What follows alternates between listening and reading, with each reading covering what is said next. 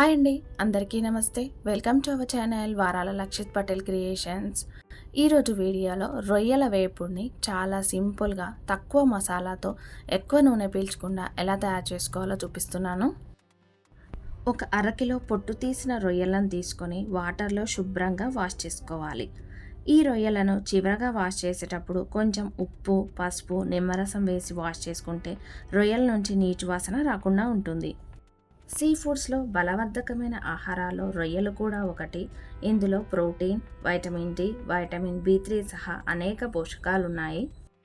ఇప్పుడు వాష్ చేసి పెట్టుకున్న రొయ్యల్లోకి రుచికి సరిపడిన కారం, ఉప్పు, పసుపు, అల్లం వెల్లుల్లి paste, garam masala, fish fry masala వేసుకొని ఈ మసాలాలన్నీ ఈ రొయ్యలకు పట్టేలా ఒకసారి బాగా కలుపుకోవాలి.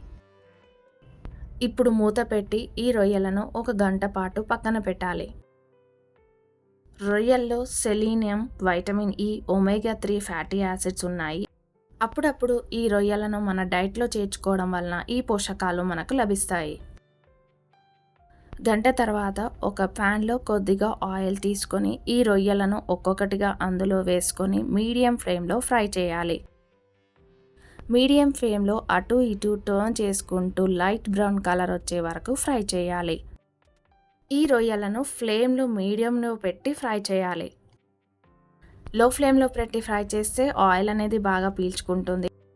హై ఫ్లేమ్లో పెట్టి ఫ్రై చేస్తే రొయ్యలు లోపలి వరకు ఉడకవు.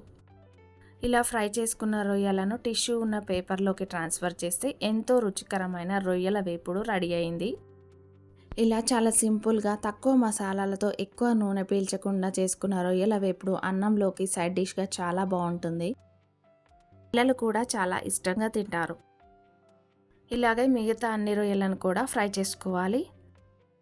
ఈ వీడియో కనుక మీకు నచ్చినట్లయితే ప్లీజ్ లైక్ చేయండి, మీ ఫ్రెండ్స్ అండ్ రిలేటివ్స్కి షేర్ చేయండి. మరిన్ని ఇంట్రెస్టింగ్ వీడియోస్ కోసం మన ఛానల్ని సబ్స్క్రైబ్ చేసుకోండి. Thank you for watching. మరొక వీడియోతో మళ్ళీ కలుద్దాం.